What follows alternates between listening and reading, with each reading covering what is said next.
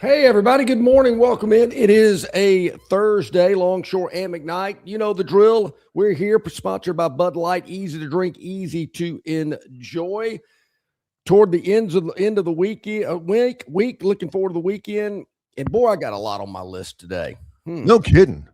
We got a lot of time today. Let's see. Thursday. All right, January 15th. So it's not the Super Bowl yet. No. We're still 4 days away, 4.5 days away from the national championship game in football. John from Wetumpka, have pitchers and catchers reported yet? I mean, what could be that I did not have on my list. What could be on the list today? Could be just has Auburn done any? Oh, Auburn lost. Okay, so that's there. Well, Auburn more lost. on that later. Yeah.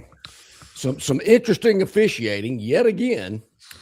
How come when we talk about college basketball, particularly in the Southeastern Conference, officiating seems to always come up? Yeah. I was not in the driveway to hear Andy and whoever that other guy Randall is. Dickey. Randall Dickey. What is his association with Auburn? Did he play there, or what's the deal with that guy? I'm sure Randall Dickey was not on your list today. Well, yeah, it kind of was. Yeah. Again? But there was a phantom foul, not to confuse phantom with someone else. This is a small P phantom. Yeah. Late in the game, 2-possession game. I've seen the tape. Maybe the officials were out of place. It's the only thing I can think of, but I think it was Pettiford for Auburn. I mean, didn't even touch the guy. I mean, there was no bodily contact whatsoever. And they called a foul on him late in the game. I thought, what? There again goes back to this just thing I got about SEC officials. Swallow the whistle. You don't have to blow the whistle all the time. All right. So it was a 10-point game. That was the final.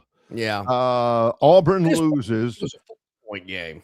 Missouri wins it 84-74. Missouri is undefeated at home. Yeah. And they're now 3-1 in the SEC. Auburn is 1-3.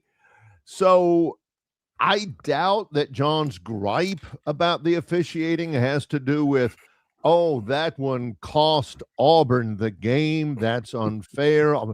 It might have had to do with something else. Could have. About the game, rather than this game was lost because of that phantom small P foul against Ahad Pettiford. Wonder what that could be. That small P phantom affected the capital P phantom. I'll say that. More on that later. I don't want to give too much away, but leave it to Auburn. Yeah, leave it to them to bite the phantom in the butt. Yeah, thank you. Appreciate that. But there again, more on that later. But tough night out in Como. It was actually a pretty good night of SEC basketball. It was around. The Vanderbilt took it. What about this Texas team that beat Alabama over the weekend? Maybe they're not as bad as we thought. I don't know. It's Texas. They always should be good, right? And that can be a double-edged. That can be a double-edged sword. They were good in football last year, but everybody thinks they should have been better. Why? Because they're Texas, I mean, they got $1 jillion. They got 5 million alumni and they all this money in their athletic department. Same thing with basketball. Texas yesterday, they beat Vanderbilt. There's only 3 remaining unbeaten teams now in men's college basketball. Vanderbilt takes a loss. Texas wins that one by 16. Texas is now 11-6. Yeah. But they beat Alabama. They've beaten Vanderbilt. They may be figuring things out, and they still don't get any credit because it's like in football. If they had finished, with a 4-game winning streak, made the playoffs, everybody said, well, they should. I mean, all right, so they made the playoffs. Big deal. Have you seen their budget? They should make the playoffs. Basketball, they're winning over Alabama and Vanderbilt. And yes, these days it seems like beating Vanderbilt is a big deal. Everybody's saying, until last night. Well, what took them so long? Texas doesn't get any credit when they win, but if they were to trip up and lose something here and there, it's like, oh man, Texas, oh, down the horns, and all this stuff. I don't. Yeah, they're the big boy on the block. It seems like everybody, loves Texas. All that money they got, and all these guys they're getting in the portal. More on that in a moment. Kentucky was down big last night in Baton Rouge, but was able to come back and win by 75-74. That would have been how should I put it? A tough loss doesn't seem strong enough. No. Yeah. Mark Pope is in some trouble up in Lexington. They got skunked. I think it was Saturday, and their fans were booing and all that kind of stuff. There were two buzzer beaters. Yeah, there were. Night. Malachi Moreno hits a buzzer beater to get, again, Kentucky was down 18 at one point against LSU in Baton Rouge, and Kentucky ends up winning it 75-74. Also, this was a great buzzer beater. Ole Miss in overtime beats Georgia in Athens, and Georgia's a top 25 team this year. Ole Miss gets a buzzer beater. It wouldn't have lost it if it hadn't gone because it was tied. Yeah. But not only does Ole Miss get the buzzer beater on a tip in at the horn, the guy who tipped it in, his name is Patton Pinkins. What a name. Patton Pinkins. Like that. What did we have yesterday? That guy's name that we thought was such a great name. Patton Pinkins. That is such an Ole Miss name. Yeah. Probably his parents hang out at the Grove. Mm-hmm. Yeah. That is an Ole Miss name. Now, I've got to think of the name of that quarterback at Ole Miss a few years back who later transferred to UCF, plays the piano, had the absolute Ole Miss name. It was three names. John Rice Plumlee. Yeah, that's a good one, How too. in the world is there not some sort of a federal statute to bar John Rice Plumlee from transferring from Ole Miss? There should be a national law that says if your name is John Rice Plumlee, you should enroll at Ole Miss and you should never go anywhere else. I mean, that's Ole Miss. But Patton Pinkins, he's a guy that you will say, you're sitting over there with your buddies in Tupelo or in Brandon or, somewhere. Yeah. And you're talking about, man, golly. It's about that time. I got my tax packet in the mail. I got to go send it off to my CPA. Oh, yeah? Who's your CPA? Oh, it's Patton Pinkins. Sure it is. Oh, yeah. I love that guy. Yeah. Guy gets me a big refund every year. Exactly love that guy. Right. I told him, hey, keep it close. You don't have to be exact, but get it in the ballpark. And we don't want to go overboard. I don't want to have some agent knocking at my door. So yeah, that's like Longshore in college, or in high school, more likely. Yeah. In high school. Or in college, having that new boy write your paper. Sure. Yeah, make it good, but don't make it too good. Don't make it too good. Because if you make it too good, they'll know that I didn't write it, okay? Yeah. No, don't spell everything right and get all the punctuation correct. You walk into that final and the guy goes, hey, now if you're happy with your grade, you don't have to take the final. In. Boom. Out of here. Didn't even finish the sentence. John was already gathering his stuff up. Yeah. Said, I'll take that C. I'm out. Exactly. GPA overrated. Don't care. That's right. No what you learn in college is much more important outside the classroom. Definitely. Than inside. See, it's the salt and then the lime. Yeah. And then okay. No, it's not the lime and the salt. Which is it? The things you learn outside the classroom in college. Very important. It's amazing. Absolutely amazing. You're right about that. So it's a good night of SEC ball. Saturday's a full slate. We'll get to that in a moment. But Barry, here's the big bone I got to pick. Okay. I cannot believe this. And I'm thinking about starting a petition and some type of protest. This is amazing. And there again, you can go back and say, okay, it started 15 years ago when some foreign male tennis player for Tennessee was awarded the male athlete of the year for the Southeastern Conference. I'm thinking, what? When Cam Newton had the greatest individual year I've ever seen in college football, and some three named tennis athlete, it was like Michael Martin Murphy or something, although I think he's the one that sang Wildfire. when I'm thinking, ain't nobody ever heard of this guy in his life, Yeah, a tennis player never. from Tennessee. Unbelievable. And some people said the reason that he won the award was to send a message that there were athletic directors around the SEC that said, ain't no way Cam Newton's winning the male athlete of the year. Ain't gonna happen. I thought, I wonder what they've got against Cam. Wonder what that could have been. Did they know something I don't know? But this is as big of an outrage as that. Yeah, it is. This is bound to be good. Cam Newton snubbed by College Football Hall of Fame? What? I did see Mark Ingram's going in. I did see Heisman that. Trophy, Gary winner. Patterson from TCU is going in. Chris Peterson from Boise State is going in. Did Chris Peterson win a national championship? I mean, what do these voters think they know about? Don't they know the NCAA cleared Cam and Auburn got off scot-free, clean and green, everything's good? It's been 15 years. I mean, get over it, folks. Quit holding a grudge. That's the only thing I can imagine. This guy lit it up in college, and he gets snubbed for the College Football Hall of Fame? What? It was a very special last year because Larry Blakeney went in. So we watched that, paid attention to that. It is a big deal. They have the thing out in Las Vegas, and there's a jillion people that go in. It's the National Football Foundation, the 2026 College Football Hall of Fame. I think there were, there's a bunch. There's at least 24. There are 18 players and 4 coaches. 22 okay, so just people. right at Garrison Hurst from Georgia. I liked him. Marvin Harrison, Mark Ingram, who won a Heisman Trophy. Yeah. Ndamukong Suh from Nebraska. Peter Warwick from Florida State. Safety Eric Weddle from Utah, who later played many years for the Chargers. He did? All of these guys. Okay. Keyjana Carter from Penn State. All of those guys. What'd you say? 22? 22 players. All of them really, really good players. And John immediately, that's what he centers upon. Well, I mean, let's face Cam it. Didn't make it.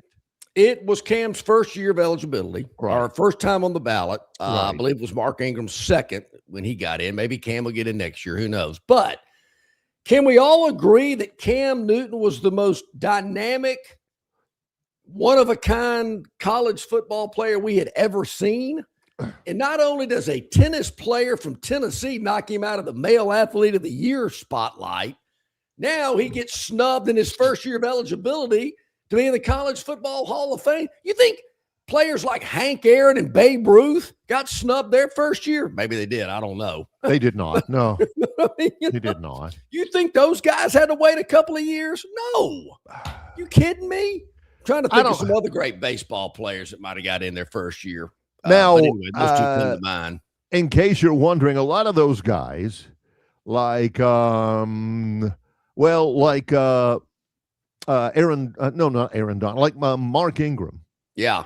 That was right before Cam. I mean, he played in 2010.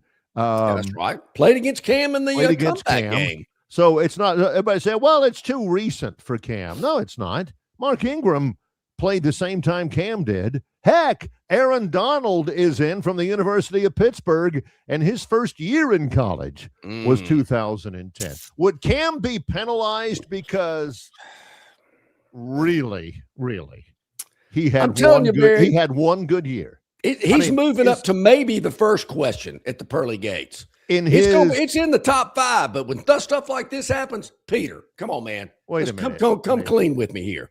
What's the deal with Cam Newton?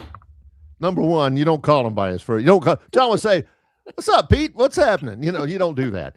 But you got, maybe it was because he burst upon the scene after one backup year at Florida, 1 year won a national championship in junior college, college, which is still college. Well, yeah, it is. and then a national championship at Auburn, won the Heisman Trophy and all that. He had one big year, and everybody's like, man, 1 year?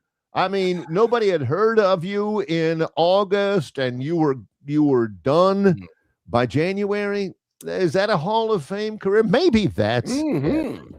Maybe that's no doubt about it. As opposed to the stretch of anybody even intimating that, oh, they know the truth. Well, the wash, they know. I guess it's because he got kicked out of Florida. They're holding that against him. That's what Christine Brennan said. I'm just telling you what a USA Today reporter said. He got kicked out of Florida. Read the article. Yeah. Of course, we're told he didn't.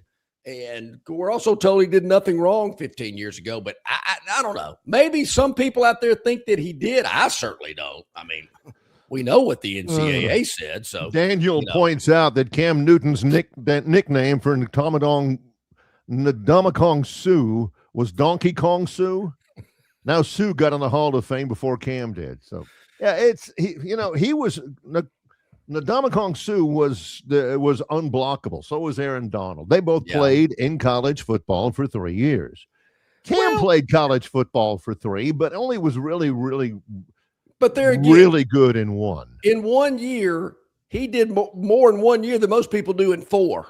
And he won the Heisman Trophy. Yeah. He needed, 11 games to prove he could win the Heisman Trophy. Or maybe it was 12. It was after the SEC championship game, I guess. Right. When they voted. But 12 games, and he wrapped it up in 12 games. That's pretty impressive. I don't know how long this tennis player played at UT. To make, it should be just based on 1 year. I mean, it is the male athlete of the year. The year. And this is the 2026 class. 1 year of 22 people that are getting in. And you're telling me there are 22 people better than Cam Newton? Come on. I don't know that anybody in any sport in college football, in college athletics, I don't know about cross country or water polo or anything, but maybe nobody, you could make a case that nobody in the history of college athletics had a better year at whatever they did than Cam Newton in 2010. Folks, look, I've been able to move on. You know, what happened 15 years ago is over and done with. No reason to harp on it, bring it back up, use that against him. And again. You know, because there again, we're told NCAA says it's clean. Okay. What do you mean we're told? We're told it's a fact. It's not just me. Well, Barry says NCAA. The NCAA did say that, you know. Yeah. So let's move on. I cannot believe people are using that. I assume that's what they're doing. I ain't voting for him. Something happened back then 15 years ago. I ain't believing it. Come on, folks. You got to be kidding me. That one really chapped me. I had a hard time sleeping last night. Well, you lose. I don't know if it was the Auburn basketball loss and them not covering, or the news that Cam didn't make the College Football Hall of Fame. I was tossing and turning all night. It's the National Football Foundation, and they're bound to have lost some credibility for that. Well, they've lost it in my book. Well, when we get back, though, Barry, I got some good news about Auburn. How about that? I got some good Auburn news when we come back. Yeah, really, I do. Skeptical. Very skeptical. He's John Longshore. I'm Barry McKnight. We're underway on Thursday. Also, a little bit later on, Jason Caldwell, AuburnUndercover.com. Also, Rodney Orr, the Tighter Insider, brought to you by the Destin Connection Seafood Market. And Barry, Bart Heiss texted me last night, said, go to FS1. You got to watch this Illinois Northwestern game. It was good. Northwestern's got the leading scorer in college basketball, I'm told. Guy can fill it up. He's got my number. Well, I was doing a game as well. Troy ends up winning last night big. Oh, yeah. Over the Trojans win last night over Southern Miss. It's Longshore and McKnight in association with Yellowhammer News, presented by Bud Light. Don't miss your chance to win big at Victoryland Casino. Play the latest, hottest, most exciting games around with fun bonuses and big jackpots. Don't miss out on your free play. Stop by Player Rewards today and check out this month's exciting free play promotions. Come see why our players keep coming back. You'll have more fun at Victoryland Casino, where you can be a winner too. Victory Victoryland Casino, located off I-85 exit 22, Shorter, Alabama. Must be 21 or older. Hey, where's the beer guy? Bud Light here? You get a Bud Light? Bud Light? I'm here, Bud Light. Bud Light here? Bud Light here. Bud Light here?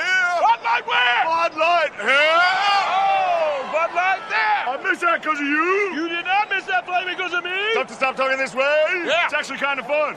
Hey, I got your Bud Light. Oh, nice.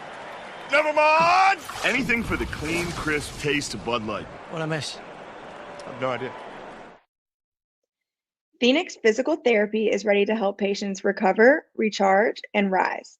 They develop a customized therapy plan for each patient to get them back to enjoying their favorite activities. Their experienced team is committed to providing exceptional care in a professional environment. Whether you're looking to prevent or treat an injury, recover from a recent illness, or recuperate from surgery, schedule an appointment with our clinic and take advantage of our physical therapy, athletic training, workers' comp, and employer solutions service. Experience elevated physical therapy today. Call Phoenix Physical Therapy at 239-9316. That's 239-9316.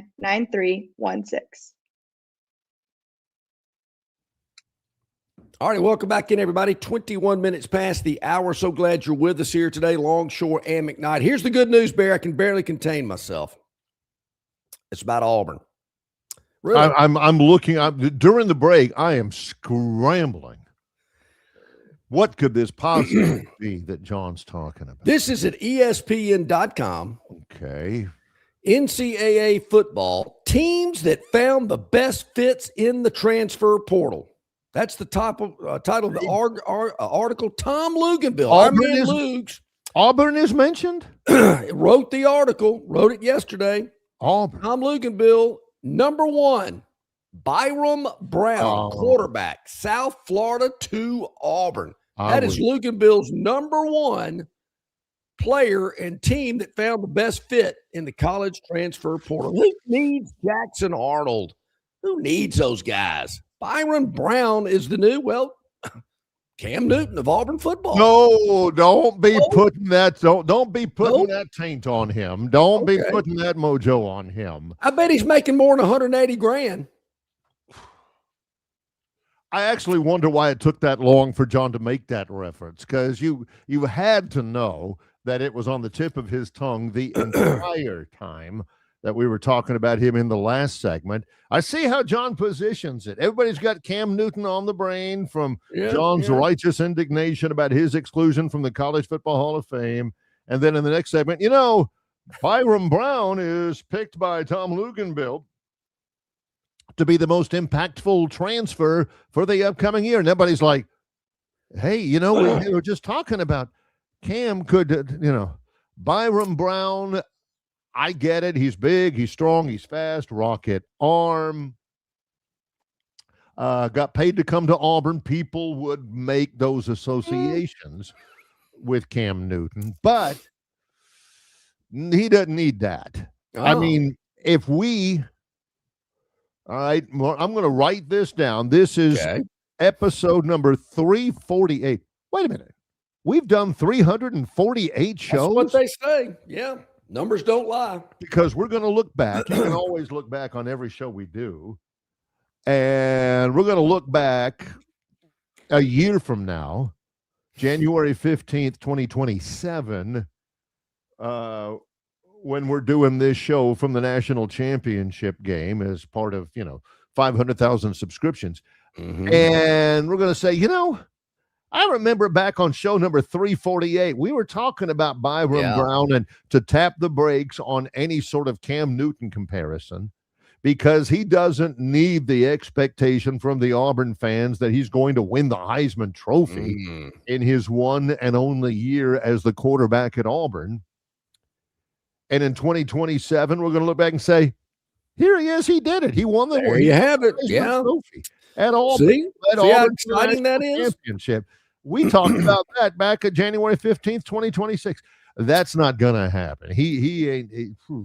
Well, I don't know. Let's reach for the stars, as Casey Kasem used to say. You don't know Byram Brown from James Brown. Yeah. John's like, I don't know. He's big and strong and fast, and that's all about. What kind of a year did he have at South Florida? Couldn't tell you. What kind of a career? What kind of competition did they play? Yeah. What was the best rated defense he faced? I'm not going there. Look, no, even though John never went into, well, what kind of defenses did Blinn Junior College play? Come on. So hey, if Luganville has him as the number one rated kid in the how did he phrase this? Teams that found the best fits in the college football transfer portal. Auburn, Byron Brown, number one. One disturbing thing on here, if you're a fan of a particular school, of the top 15 he listed, Alabama ain't got any of them. Well, I can't even name. I mean, I can name some of the transfers, but I can't even name one of them that's like super huge, big. Oh my gosh! Yeah, drop your socks. Can't believe we got this guy kind of guy. Now, like Jahmyr Gibbs or gosh, some of the other ones. Now, some guy named Max Olson, I don't know Max, he wrote a piece saying ranking the best players in the college football transfer portal. Cam Coleman was number two, the former player at Auburn that's now at Texas. Yeah, he was the number one wide receiver. He was at the number two spot. Once again, I don't see anybody on this list that's heading to Tuscaloosa. Just pointing that out because I know we have a large viewer and listenership base that follows Auburn and Alabama. I just thought I'd point that out. But is that bad news for Kalen DeBoer and the Bama coaching staff that they don't not the higher ranked transfer players is on their roster? Is that concerning? Is there more bad news on the horizon? Yeah. For Alabama, what did we see on the chat line? This is from Bob from Pike Road. Okay. He said a very reliable poster on TI, that's TiderInsider.com. Rodney Orr will join us later. He says a very reliable poster on Tider Insider said last night that Coach Kalen DeBoer was going to keep Cap on the staff. That's offensive line coach Chris Kapilovic. If DeBoer keeps Cap, he is a dead man walking. Tremendous improvement must be made up front on the offense.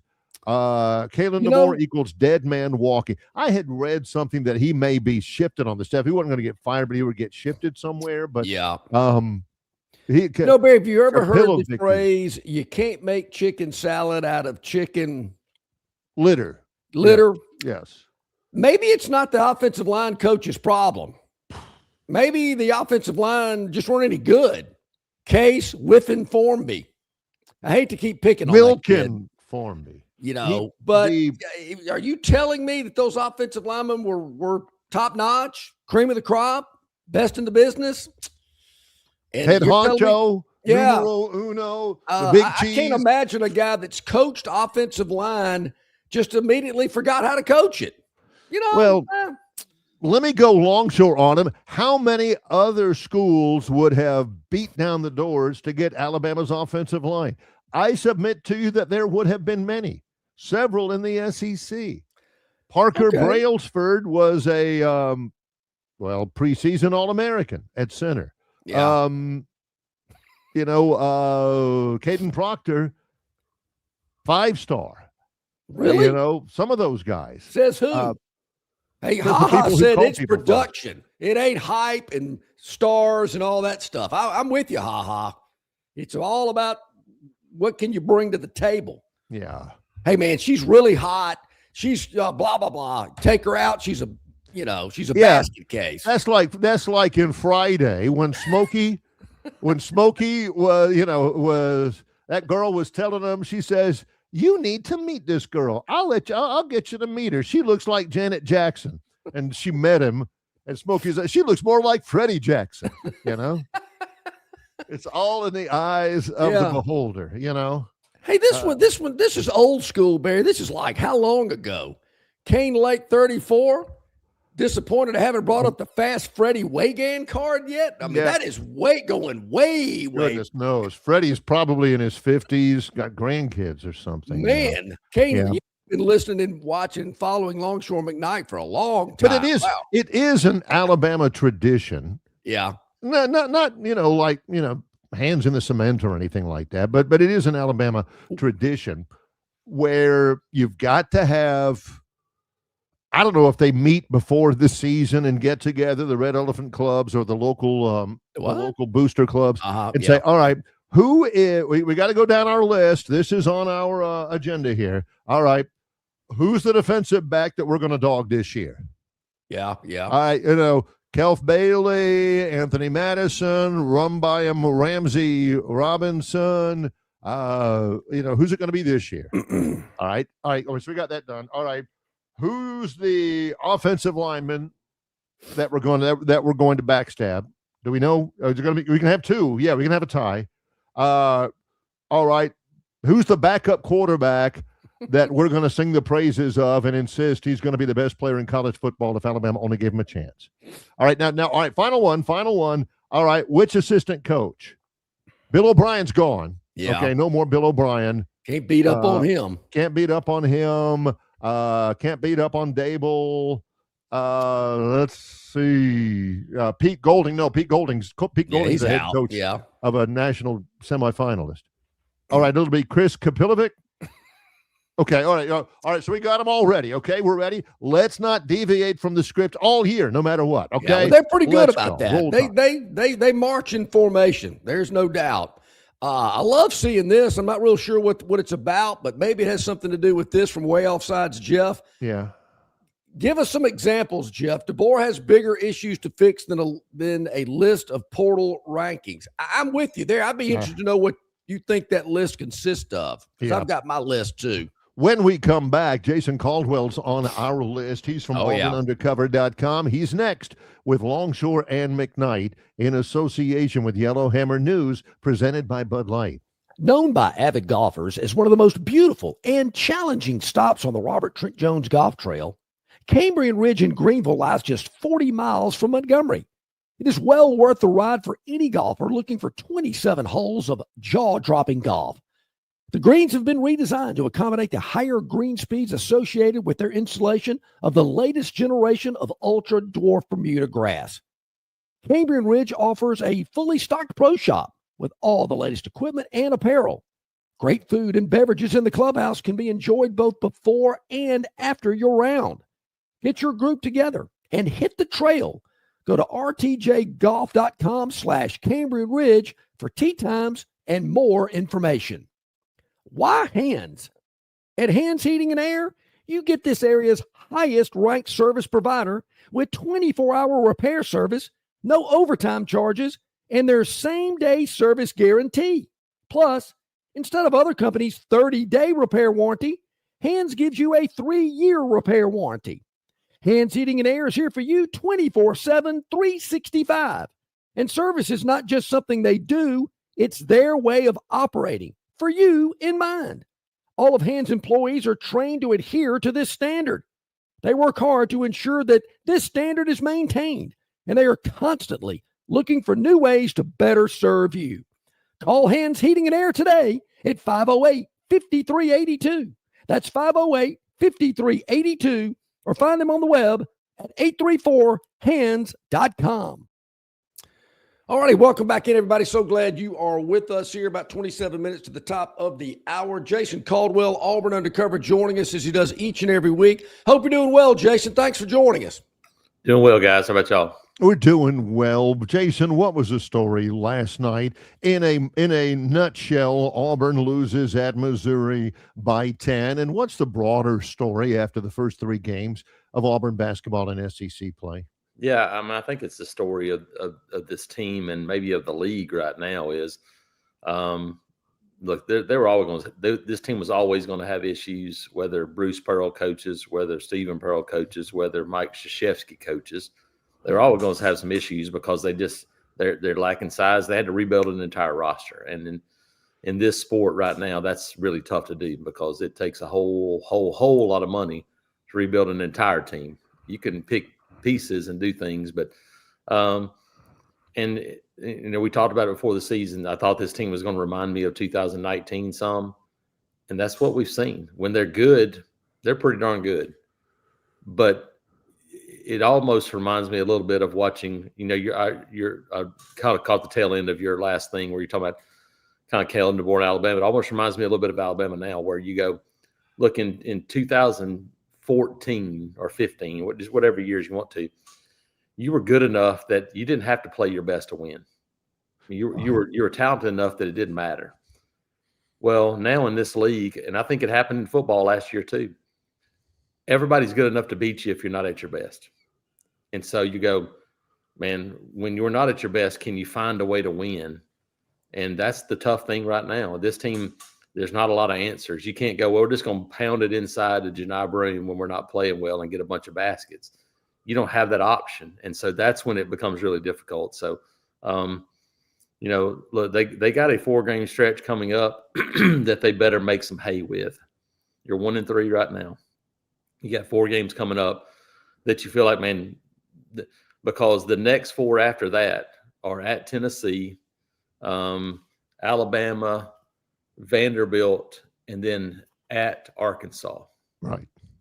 That's a 4-game stretch that you don't want to limp into because you already have 3 losses in the league. So you look up and you go, look, you got to start making some hay now. That's the hard part about this first part of the schedule. Because you look at it and go, look, you had a winnable game against Georgia, had a winnable game against Texas A&M,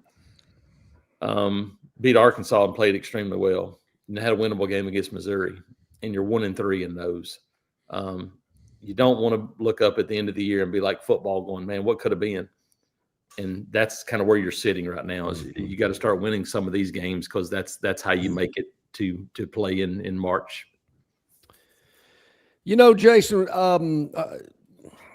in a related topic, I guess, not centering on Auburn basketball, just SEC basketball in general. Barry and I talked about this last week. The whistles, I just can't take it. Last night, 2-possession game, they call a foul on Auburn. The guy didn't even touch the Missouri player. I don't know what these officials are looking at. The Alabama, what game was it last week? I mean, it took forever. Vanderbilt, yeah. They're reviewing all these plays and whistles are being blown, and I'm thinking, I can't watch this. I mean, No. if you want people to watch SEC basketball, let them play. I'm not saying go to the extent of the NBA, but man, this ticky-tack stuff, I just can't take it. It's unwatchable. It really is. And I tweeted about it yesterday because they now they schedule games 2 hours, and games used to be able to be played in 2 hours. Actually, games were played in like 1 hour and 55 minutes. Yeah. And now it's 2 hours and 15 minutes if nothing happens. And that's the point I think we got to get to. The coach should not be able to do this and get a review. If you want to review the play and it means enough to you, you got 2 of them. Yeah. Use them whenever you want to, but we're not doing this every time a ball gets knocked out of bounds. Mm-hmm. That can't happen. Right. If you think it's meaningful, it's like baseball. We talked about this earlier this year. It's like baseball. If you think that beating out that play in the first inning at first base is valuable enough for you to use one of your challenges, go right ahead. But you have to think about now, just like the NFL, think about when it's most valuable. When is it most important? And I'm tired of seeing that going, let's go to the monitor to see if the guy knocked the ball out of bounds. And we got 18 minutes left in the first half. Well, you better have the and it's 4-2. app. Yeah. Yes. You better have the ESPN app, know where ESPN News is if you're the 8 o'clock game, because you're going to be on. You're not. Yeah, that game's not going to start on the original channel. And yes, so and I know we have, and I think about it in football too, because the cameras are so good. We have so many ways to review it and to look at these plays. We can go back, but that's the Pandora's box. We've seen Pandora's box opened in NIL, and we're now seeing it in officiating.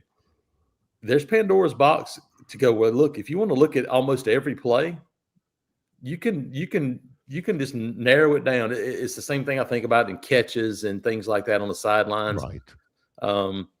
Catches on the field, whether he caught the ball or not. We want to start doing that. We're going to do it, and then we're going to do it on whether the ball's spotted. Okay, you know what? Because, hey, second 1 versus second 3, if his knee was down back there's a big difference. Okay, I'd like to have those 2 yards. In the first drive of the first quarter. That's it. Yeah. They got to start going, look, you either officiate the game or every play that's called, we'll just go review it, and we don't need officials because we're teetering on the brink of going, look, one of these things isn't needed anymore. Which one is it? You have brought this up as well, not just with us, but online at auburnundercover.com and on your social media. The NCAA whatever committee has voted unanimously to raise the threshold of a redshirt year. You know, now if you play in 4 games or fewer, you are still eligible for a redshirt. They're moving it up to 9 games, Jason. It makes no sense. Yeah, can you explain that? None. And I saw somebody said, look, if you move it to 5 years to play 5, it impacts, this year's the high school recruiting class. Those guys are already impacted. It doesn't matter. At least you will start to set a calendar and a clock. We were talking about this earlier. It's like, when's the last time you heard about somebody's clock starting?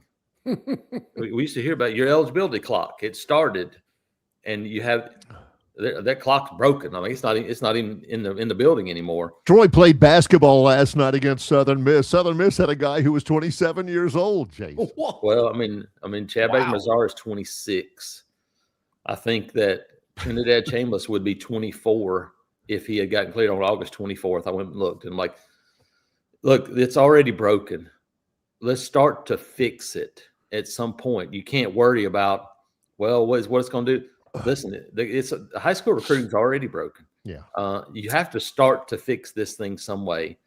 That's a way to start it, to where at least you go, look, we can't have 25-year-old guys that weren't former Major League Baseball players playing, and doing those things. And even there, or like in basketball, you got people that are playing professionally for years, and they're now coming in as college freshmen. Yeah. That's not what this is about. And they've opened this door because they're so scared of getting sued by this person or this person. I saw somebody else said, look, an NCAA has lawyers too. Just say, look, here's our rules. If you don't want to abide by them, you don't have to play. Go somewhere else. But these are our rules, and these are the rules we play by. Yeah, guy just checked. He says TJ Finley has a clock. No, like I said, that's a broken clock. Well, like I said yesterday, that's a Vegas casino. The clock's sitting there, but it ain't moving. You don't know it. Yeah, that's exactly right. This interesting statement you just made. High school recruiting is broken. If you could expand on that, Jason, because our question of the week has kind of been, what's more important today, high school recruiting or portal recruiting? I don't think it's even close.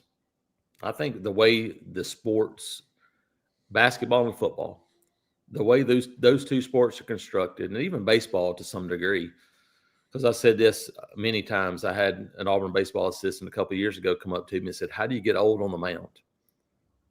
And you go, how do you throw a freshman in the game and he's pitching to 22 and 23-year-old guys and have enough success to build confidence to where he's a guy in 2 years?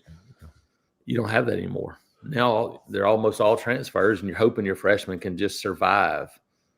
It's the same way. Look at basketball, Auburn basketball last year, and you go, look, you're old. There's nothing more important right now than being old. And you got to be talented enough to win. But spending money on freshmen, spending lots of money on freshmen, I don't see the upside in that right now. What about the development aspect?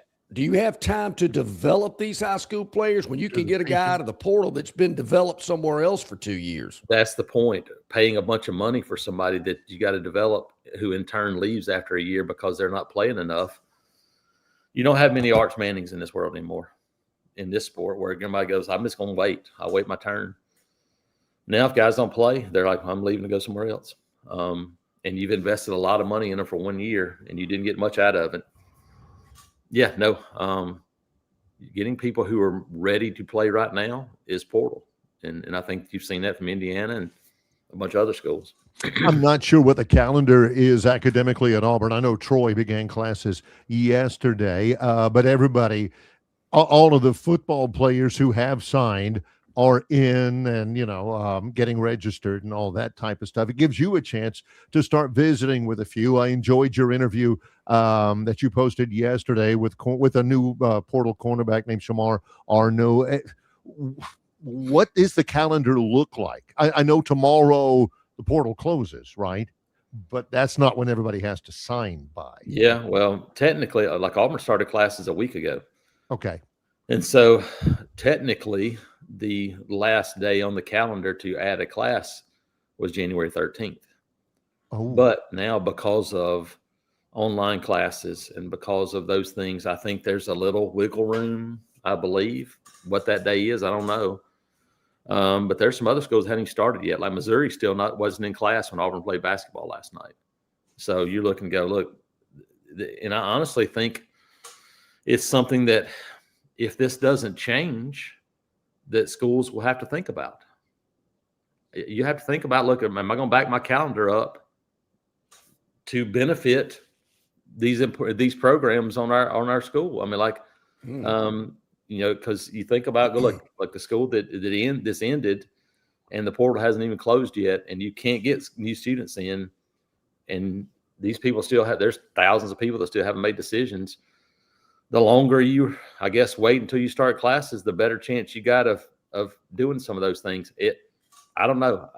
That's the part about this that's crazy. It's why it was crazy in the fall, because you still had people on quarter systems that weren't starting school to the end of September, and you're like, hey, they got chances to get guys on campus a lot better than other schools. I mean, like, nothing about all this makes sense. But you have to start somewhere to start to fix it. And maybe the 5-for-5 is part of that. And then transferring, making them, collective bargain and making them employees. Like, you're going to have to figure out a way to make this thing start to work. I'm totally with you, Jason. The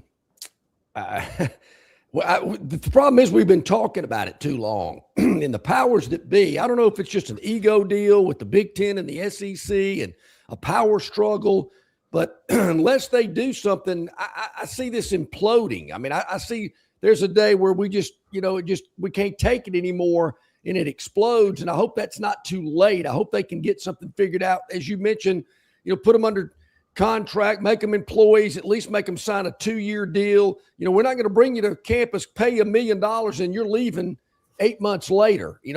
That's not sustainable. No, and can the College Sports Commission back up what they're saying they're doing, which is, hey, these deals aren't legit. We've sent these deals back. Will it actually stand up? Because, I mean, look at like Oregon, their money being paid out for quarterbacks is going to be more than a lot of NFL teams.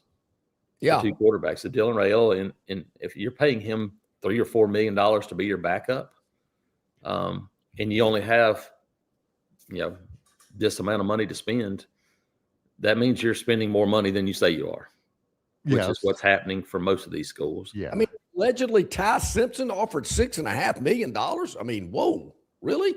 I mean, it's crazy. It's insanity. And we're hearing what $3 or $4 million for offensive linemen, for wide receivers, and that from an NIL perspective, I mean, not NIL, but revenue sharing, you had $20 million for an entire athletic department. Say even if you get a large percentage of that and you get 17 of it,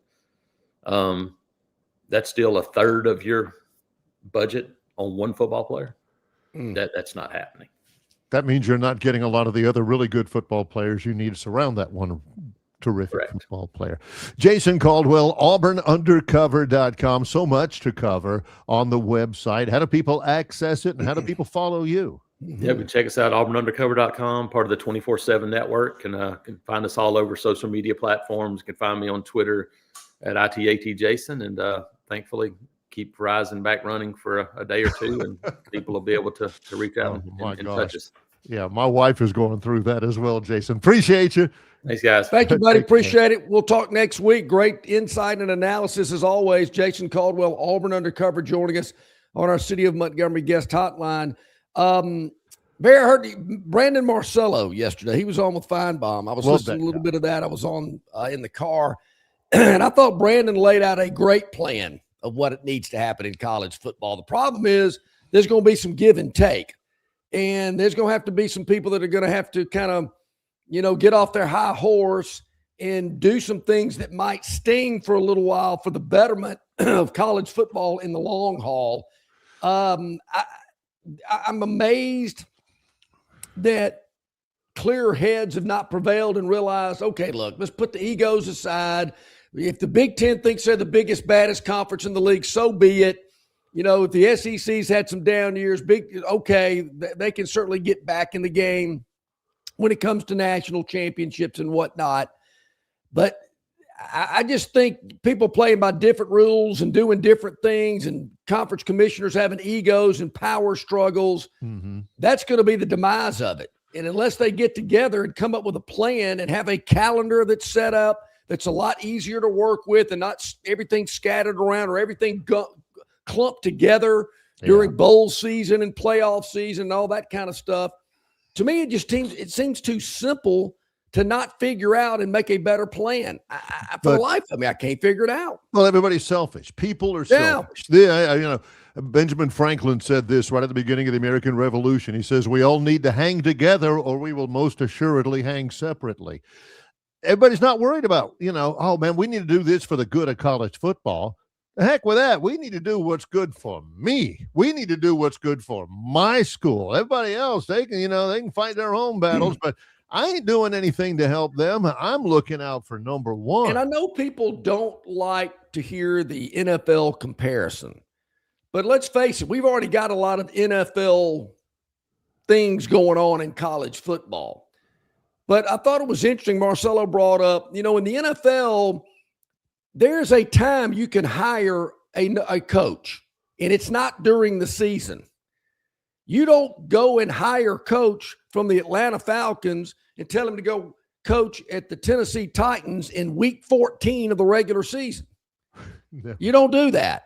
No. It's a rule of it's a calendar that when you can hire coaches. The SEC, the college football needs to do that. I thought, I really hadn't really thought about it, but you're right. I mean, this thing at Ole Miss with Kiffin, to me, is just, it's selfish. It's greedy.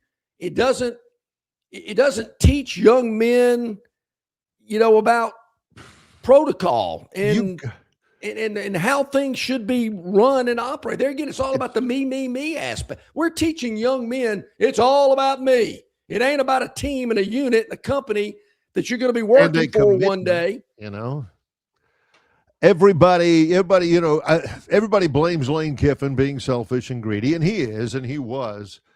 But it's the system that he took advantage of. Well, there's no doubt. That's the way it's set up. It is crazy that a coach can leave a team, and I get why they made him leave, right in the middle of a national championship run. Unbelievable. You can't do that and continue to have people take you seriously and grow the sport and teach young people the valuable lessons, which is why they're in college in the first place. Barry, I don't know what Auburn paid Cam Coleman, but did they get their money's worth?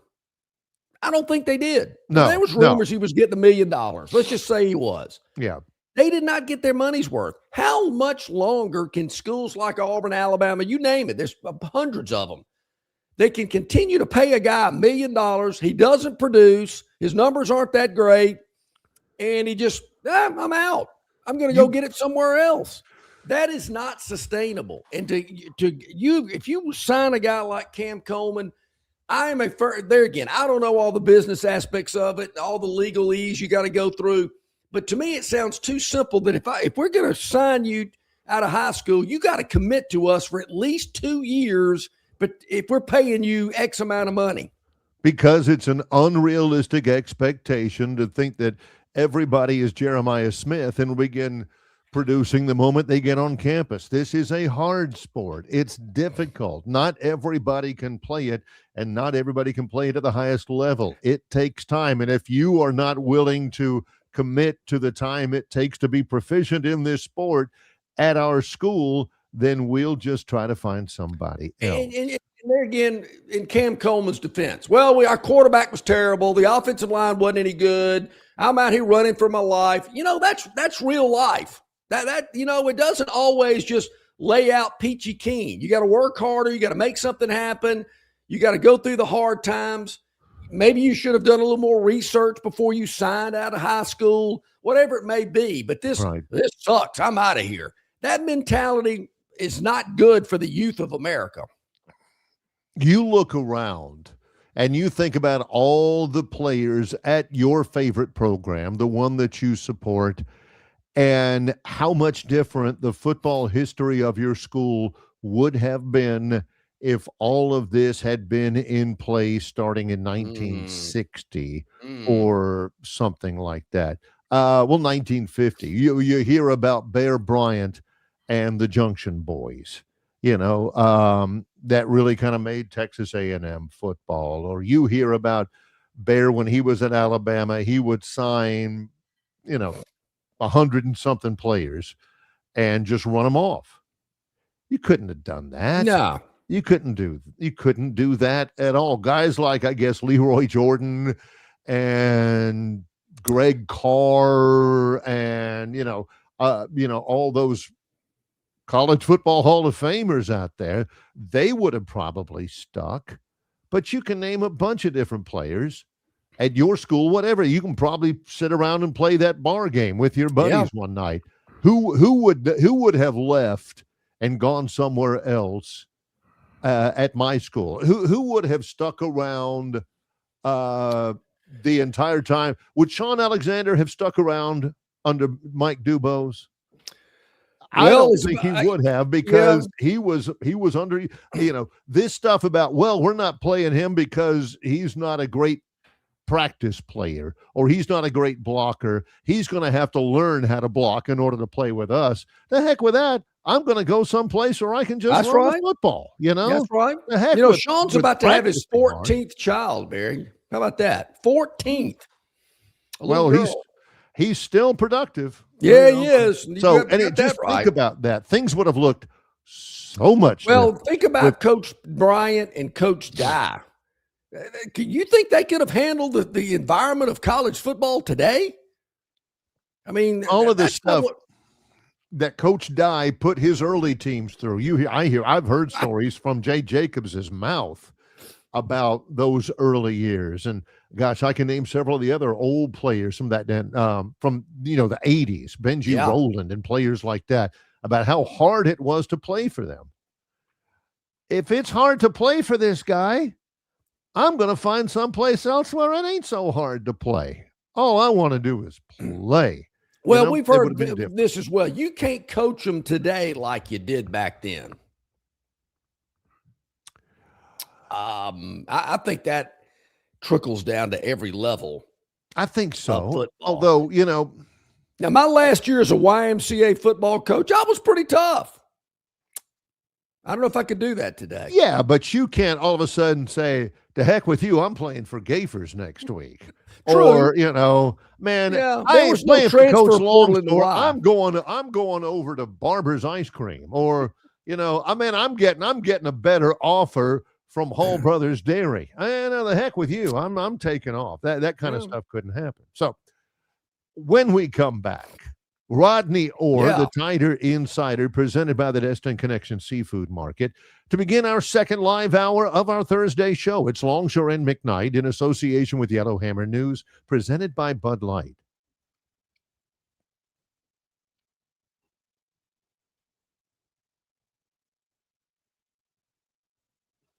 Why Hands?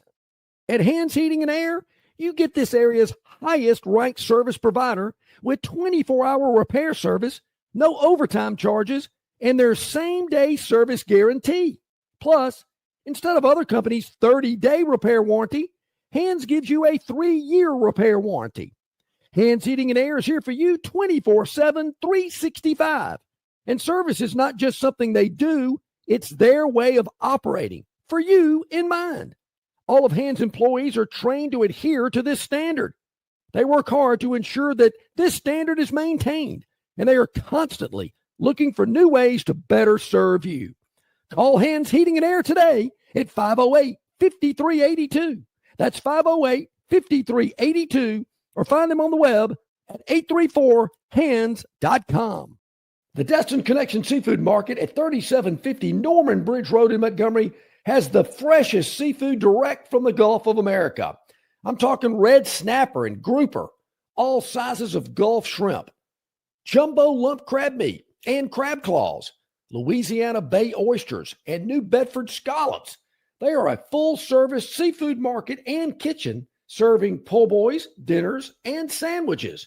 You know, many well-known restaurants in the river region purchase their seafood from the Destin Connection because they know it's the absolute best. Call ahead and your order will be ready for pickup. The Destin Connection Seafood Market, 3750 Norman Bridge Road. Call 288-4272. That's 288-4272. Hey, bro, weirdest thing is happening at the game. This guy sitting next to me says, "You're our good luck charm. Every time I crack a Bud Light, we score a touchdown." Now his entire family wants to buy me Bud Lights. I think I'm some kind of a football prophet. Talk soon. The team needs me. Anything for Bud Light, the official beer sponsor of the NFL. Stock up today. Enjoy responsibly. Copyright 2025 Anheuser-Busch Bud Light Beer, St. Louis, Missouri. Local banking expertise, the newest innovations and technology, personal attention, genuine hospitality. It's all just part of the River Bank and Trust difference. They invite you to experience it for yourself. Welcome to banking above and beyond at River Bank and Trust. Locations throughout the river region, locations throughout the state of Alabama. River Bank and Trust. Okay, welcome back in, everybody. Glad you're with us. Top of the hour here on this Thursday. Rodney Orr, the Tider Insider, going to join us here momentarily, brought to you exclusively by the Destin Connection Seafood Market. I'm going to be stopping by the Destin Connection Seafood Market tomorrow, picking up some grouper that I'm going to fry up, some shrimp, some of that great cocktail sauce, and, of course, some just fabulous seafood, going to fry it up over the weekend. Looking forward to that. For those people out there who say, John, I don't know how to fry fish. I never have been any good. I don't know how to prepare it. You know, easy. They'll do it for you, right? Oh, yeah, they will. If you don't want to do it, they'll cook it up for you. Anything. They can grill it. They can fry it up for you, season it up. Man, it is awesome. They do a great job. Anything in the display case, Destin Connection can prepare it for you. You can pick it up, or if you want to take it and cook it yourself, which I enjoy doing, you can do that as well. It is the freshest and the most extensive selection of seafood they got. I mean, if it's swimming in the sea, they got it. I'm telling you. At the Destin Connection Seafood Market, 3750 Norman Bridge Road. Call ahead. Your order will be ready for pickup. 288-4272. Quick programming note, Barry. Tonight, 8 o'clock, SEC Network. The Lady Albs hosting the Lady Tide at Neville Arena tonight. Will a fight break out? It's been a while since a fight. Like 18 years. They had a fight at Foster Auditorium like 2008 or something like that. And John still brings that up. I wonder if Rodney remembers that game at Foster Auditorium. He joins us now, the Tider Insider. Rodney, you remember when the women got at it in Foster Auditorium, the Iron Bowl on the hardwood? Barry said it was like 15 years ago. I don't remember. I don't, honestly. I don't have a lot of recollection of that. I mean, vaguely, maybe. Yeah. But you never know when these two get together, right? I think it was more hair pulling and some snapping and some flapping. That was about the extent of it. Rodney Orr, Tider Insider, brought to you by the Destin Connection Seafood Market. I'll come clean. I'm not pulling for it. I'm not prophesying for it. But I am a little bit surprised that as of right now, there has not been any news of maybe some shifting with the Alabama football coaching staff. Rodney, are you? Well, I mean, if you listen to kind of behind the scenes, what they're saying or what the buzz is that some things are going to happen after the portal closes. Now, again, is that going to happen? I don't know. I don't have firsthand information. I mean, there's a lot of speculation. Let's be honest that we hear it, you hear it about Chris Kapilovic, Coach Cap, the offensive line coach, that maybe this is it for him. But we'll see. I mean, again, that's a lot of speculation, a lot of buzz. And I think there are some people, John and Barry, that say, okay, you can move your offensive line coach or he can retire or whatever the plans are, but there's more changes that are needed. So I think that's the real question as we look at Kalen DeBoer moving into year 3 is he prepared to take some bold steps or is he just going to tweak a thing or two? I think a lot of people are looking for that. Is it going to be bold moves? I don't get the feeling that Coach DeBoer's made a lot of bold moves in 2 years. Going into year 3, the pressure's on him. People have that bad taste in their mouth of the last time they saw Alabama play. I believe it's time for some bold moves. We will see. But I made this point earlier today, Rodney, and please let me know your thoughts on it. Was it the offensive line coaches? Was he the problem? Or was it the players on the offensive line? Well, it's a good question. Maybe it was a combination. Yeah. But let me say this. Couple of things. I'll address that. But you said a bad taste in your mouth from the Indiana performance. Yeah. There's a bad taste from that Georgia performance. That's 2 out of the last 3 where you've been smoked. Yep. So those kind of performances lead people to believe that there needs to be drastic changes. And, again, I think if you look at the course of DeBoer's career, he probably hasn't taken a lot of bold steps. But this is an opportunity for him to do that. Now, as far as your other question, John, which was, say that again now? Well, I'm just wondering, a lot of people are putting all the blame on the offensive line coach.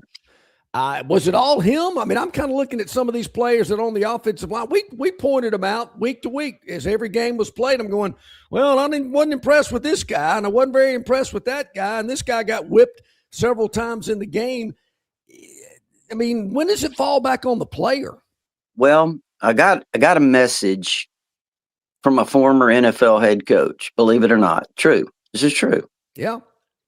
And he said he watched Alabama's offensive line over the course of the year, and it wasn't the talent. Okay. He said Caden Proctor, actually, who he had been scouting for a couple of years, had better technique as a freshman than he did by the end of this year.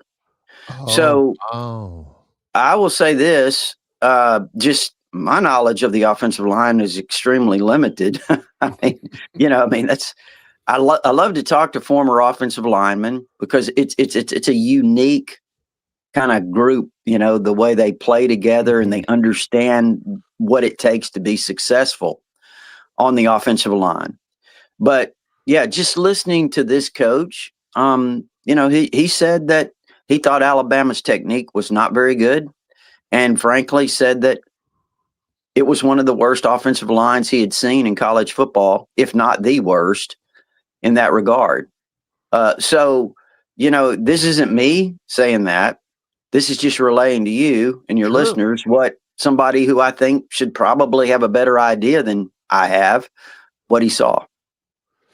Well, I wanted to ask you about something else that was not your work or on TigerInsider.com, but you can hopefully comment on it. Chris Lowe from ESPN spoke with Ty Simpson about what the last week or two has been like for him, the decision to enter the NFL draft, and then, the reports that he was being offered $6.5 million by Miami, and somebody else was going to match, and $4 million there.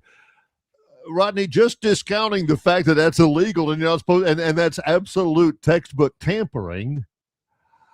I thought it was really interesting that Ty Simpson mentioned the reasons why he didn't do that, having to do with his legacy at Alabama, and he was a team captain, and he put his handprints and his footprints in the cement at Bryant-Denny Stadium.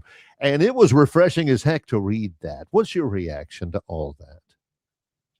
Yeah, well, first of all, I think Ty's really authentic with that. I mean, I do. I believe that. I believe that's what Ty wanted to do. That was his preference, obviously. And he didn't want to. I think it means a lot to him that his legacy, if you want to call it that, remains firm in Alabama history. He, like you said, he put his handprints down, and I think that's all important to him. That said, I also believe that when you have a first-round draft grade sitting right in front of you, it makes it a little easier to pass up that money. Yeah. So, I mean, but I think too, the one thing that was interesting to me, John and Barry, who did he go to? Yeah. For that final advice. Yes. Not bad to have more. Yeah. He went to Nick Saban. It's great to have a sounding board who has had extensive experience in the NFL and knows how it works and has put people in the NFL more than anybody else. Nick Saban would be a great resource. He would have not been very smart to not try to sound him out. Right. Right. No, I think it's, again, and I thought what Saban said was, take the money out of it and what would you do? Mm-hmm. And, listen, I think it's a wise move for Ty because I'll tell you, just looking at maybe the draft boards or whatever, the projections, doesn't look like there's very many quarterbacks out there this year. And I think Dante Moore from Oregon just pulled out. He's going to stay at Oregon. So Ty's probably right now, as we look at it, he's number 2. Now, again, could that change a little bit? It could. But if he's number 2, he's probably going to be a top 15 pick, most likely top 20 pick. Yeah, maybe. So he's in good position there, I think. And hopefully what I would hope for Ty is that he gets with a team that doesn't need him to step in right away. I know there's been a lot of talk about the Rams. Maybe he could go in and sit behind Stafford and learn and all of those things. So, hopefully Ty can get into a good position that will allow him some time to kind of, get his feet set. You mentioned it was mentioned on TigerInsider.com that this past Monday was a big day for Alabama in the transfer portal. I know Tiger Insider is relaying, the insight into, visits this weekend. First of all, talk about who has come in recently, who has joined Alabama out of the transfer portal from Monday and beyond. Yeah, and again, it's I'm telling you, this stuff is my mind is scrambled from all this stuff. I'll bet. With guys coming and going, so I'm not really sure. Exactly. I will say this: obviously, I think it was Sunday, they added Kedrick Bingley Jones, a defensive lineman from Mississippi State. Well, he started at North Carolina. He's petitioning right now for his 7th year. Ooh. He's had a lot of injuries. He was a guy that was really highly recruited coming out of high school, but he's 6'4", 320, a defensive lineman. And I think you need those guys. Caleb Smith is another defensive lineman that they took early this week. He's out of Birmingham. Parker originally signed last year with Washington. Spent a year there. Now he's coming back. He's got absolutely zero experience. I might say that Bingley Jones had his best year this past year with 25 tackles or so. So they're getting some guys up front, and Devin Tompkins, let's go back and mention him too from USC. He's another defensive lineman that they have. Not a ton of production. He had like 28 tackles or 30 tackles this past year, something like that. So they're getting some guys to fill the spots that they lost. I don't know if they're upgrading or not. That remains to be seen. Obviously they're recruiting offensive linemen. They got Ty Haywood, who was a former 5-star commit to Alabama that spent this past year at Michigan. He flipped last year on signing day to Michigan. Caden Strayhorn's another former Michigan signee from last year that they got as an interior offensive lineman. So, they're picking up some guys. They picked up a really good safety, Carmelo O'Neal from Mercer. So that's just some of the guys that they've kind of picked up, and they've got some more coming in. Obviously, over the next few days, Ethan Fields is an offensive lineman from Ole Miss that hasn't played a lot outside of special teams, but he's an interior offensive lineman, 6'3", 330. And then they've got Terrence Green, who is a defensive lineman, had 15 tackles this year at Oregon, 6'5", 330. He kind of fits the bill of the size that they need. And there's probably another one or two that are going to come out today, I think, later, that when they get everything finalized. And one more I'll mention is Rayson Delgatti, an interior offensive lineman from Cal Poly, 6'3", 310-pound guy that I think is a really good-looking interior offensive line prospect. He's coming in for a visit. So it's kind of, you get the drift. Yeah. They're still trying to fill some holes. And John and Barry, I'll just say this, and they've got to shore up this offensive line. Yeah. And they've got to get more guys on the defensive line. Think about this on the offensive line. Your most experienced guy is Michael Carroll. He's got over 500 snaps. Okay. As a true freshman. As a true freshman. Wow. And then your next guy is William Sanders. Other than those two guys, you basically have little to no experience. Now, say that about Michael Carroll because I want to make this point. They positioned Wilkin Formby, who now is transferred to A&M, of course. They positioned him at right guard throughout this last half of the season so he could be next to Carroll and help him with his assignments. So think about that. That's not a knock on Carroll. That's not necessarily unusual for a true freshman offensive lineman to need help. But it's just saying now you've got a guy, your most veteran guy is a guy that had to depend on the guy next to him to help him with his assignments. So there's not much experience on this offensive line. So Alabama needs to get at least a couple of guys with a lot of experience that are proven players. At least. Rodney Orr, the Tider Insider, joining us today, exclusively brought to you by the Destin Connection Seafood Market, the freshest seafood arriving daily, 3750 Norman Bridge Road. It is the freshest seafood in the river region. Go by and see them today or call ahead 288-4272. Back to the offensive line, Rodney. Is that one of the reasons that Hollywood Smothers is now in Austin, Texas, that maybe the Texas coaching staff said, son, who's blocking for you? How are you going to be able to run in Tuscaloosa? They don't have any offense. I'm sure money had something to do with it, but I got to think they also let him know they don't have any offensive linemen. Well, could be, but they probably said, hey, Hollywood, I want you to look at this for just a second. Alabama's last 3 games, -3 yards rushing, 28 yards rushing, 25 yards rushing, or 23 yards rushing, whatever it was. That's less than 50 yards in their last 3 games, Hollywood. You want to go do that? I mean, they probably use that as a selling tool. But I would say this, probably, John, I think Hollywood Smothers was coming here. There's a lot of talk behind the scenes when, with these agents involved, that the agents aren't always looking out for what the player wants to do. They're helping themselves, getting deals that would be more profitable for them. So maybe that had something to do with Hollywood. I don't know. I mean, there's talk of that his agent got him a better deal and convinced him to flip to Texas, but who knows? Yeah, I could not agree with you more on that. There's really unscrupulous people out there who call themselves agents who have no qualifications or whatever. They'll inflate some of the numbers just to try to get better deals for themselves and for their players. There's a lot of untruth. Well, John and Barry, I've heard there's cases of agents getting offers from a school and not showing the player. I mean, oh wow. In other words, not representing their client in an honest way. Because they don't have to. There's no certification. There's no, these are just people, that somehow convince these young people to give them their trust. And believe me, a lot of them are not worthy of that. There's a lot of stuff that needs to be cleaned up. Well, and Barry and I were talking about that earlier today. The calendar's messed up. We were talking about an interview I heard yesterday.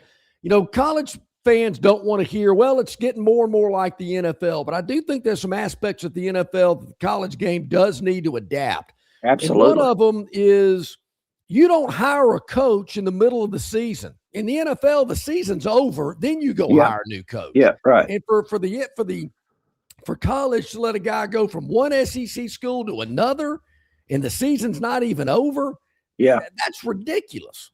Yeah, no, I think there's a lot of, like I said, a lot of cleaning up that needs to be done.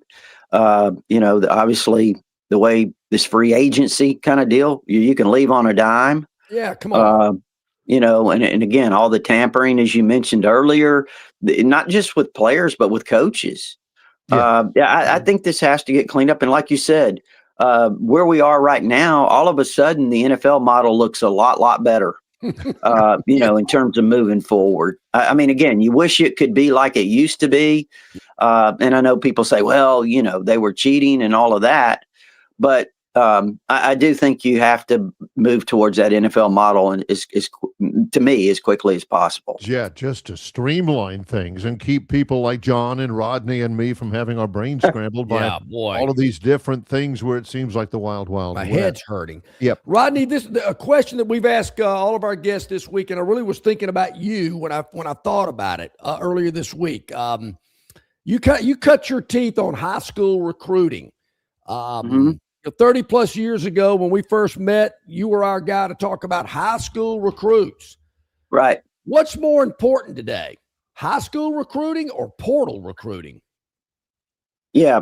Well, let me say this. This is just kind of my opinion. I think there's a lot of value in both. I think you have to find the right combination of the two, the right mix, if you will.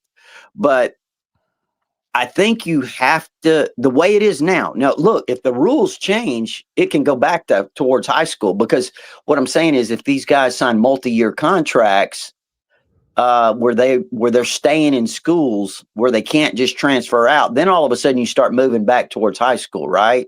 Right now, the way it is, John and Barry, I mean, I think the portal is probably, I would give it the edge. Because let me just give you an example, and there's probably a lot of examples. There are a lot of examples. You've had Keon Keeley in your program, a 5-star recruit for 3 years now. You got some production out of him finally this year. He was a developmental prospect because he changed positions.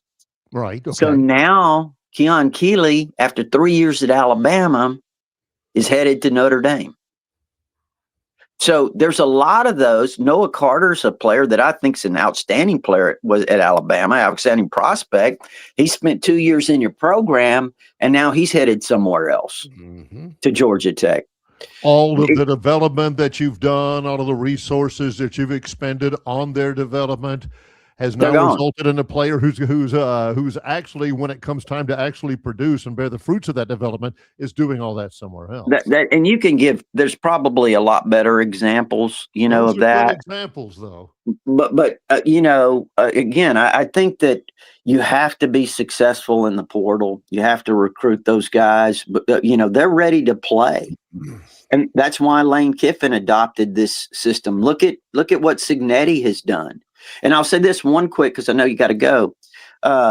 Look at what Cignetti has done. And people keep talking about, well, he's had a lot of money pumped into his program for NIL. But here's the thing. He's not going out and buying a bunch of superstar names. Cignetti's doing he's beating most people in terms of evaluations, finding guys that fit what Indiana wants to do, fits their program. And that's where he's beating people.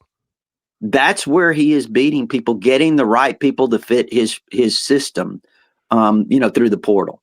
And that's where Hugh Freeze failed. I think it's a very good point.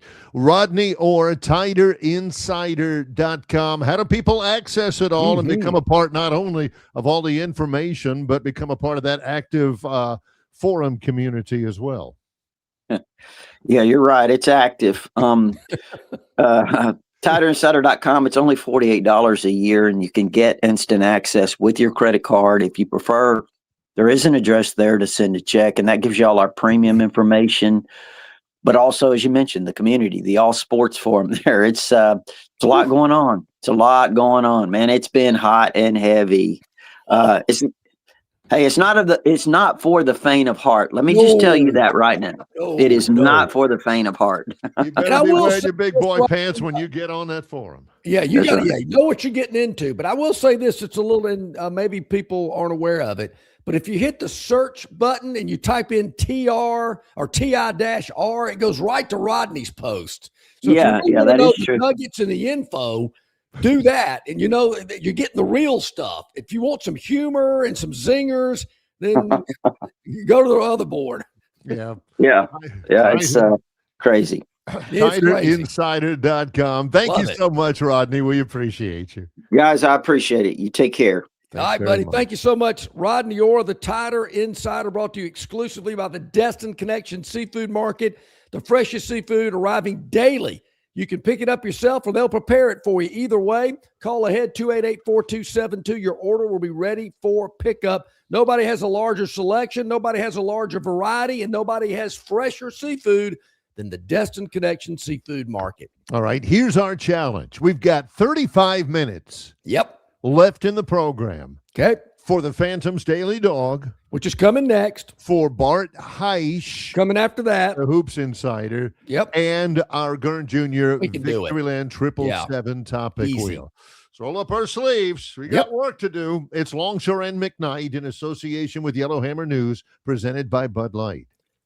Marguerite's Exquisite Jewelry is Central Alabama's best-known jewelry store. Their location at 8163 Vaughn Road in Peppertree is conveniently located adjacent to Chappie's Deli.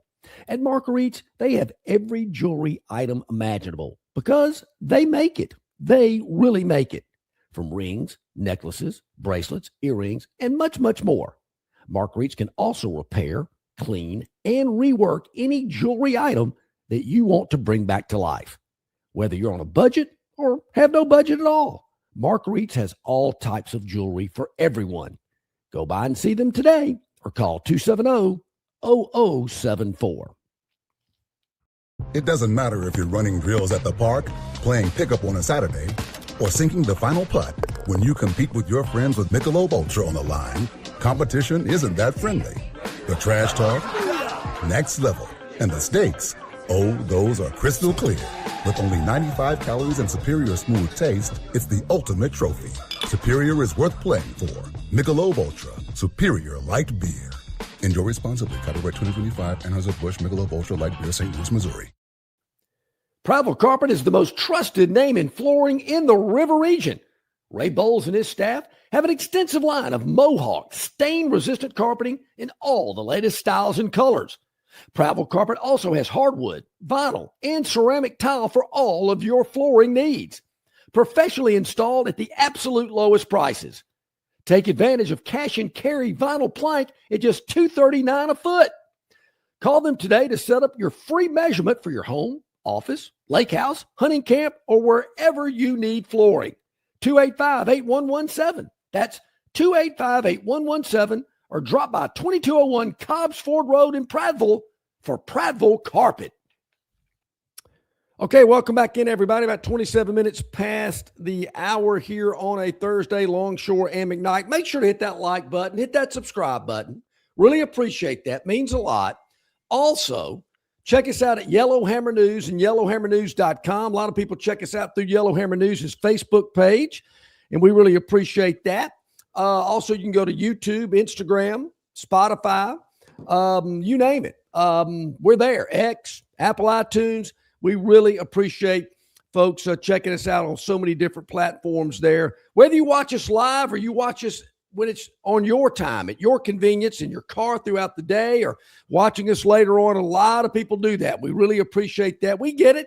It's busy in the mornings between 7 and 9, but that's just when we produce the show every day, and you watch it, you listen to it on your time. That's where it's going, Barry. That's what these consultants tell us. That's where everything's going. Yeah. Hey, okay. It ain't the Truman Show. I mean, we can't be on 24 hours a day. I have to go to the bathroom sometimes, and we have family and stuff. So we're on 24 hours a day, but we're only live for 2 hours a day, although we have heard the drumbeat for more and more and more live stuff. But we bring exactly. We do it live and then give you an opportunity to watch it when it's convenient for you. We greatly appreciate that because we see the numbers of when people watch it and when people listen throughout the day. Which is great. We greatly appreciate each and every one of you, except for that referee last night in the Auburn, Missouri game. Well, we do not appreciate you at all. We love everybody else. We've got some issues with. Well, there's no doubt about that. I'm not going to go, Barry, with the I should have known. Should have known that I was going to get bitten in the butt if I take all the even went so far one time as saying, "Look, Can you guys do me a favor? He said this live on the air. He said, can you guys do me a favor? Yeah. I've got friends. I've got people who listen to us for years. Can you tell me the next time I decide I'm going to bet on Auburn to just do an intervention? John, Yeah. sit down, John. Sit down and think about it. Look me in the eye and say, John, you told us to intervene when you said you were gonna bet on Auburn. That's right. You said to tell us for you not to do it. Step back.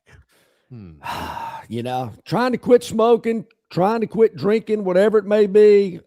Man, I'm telling you, Okay. Auburn got me last night, but They did.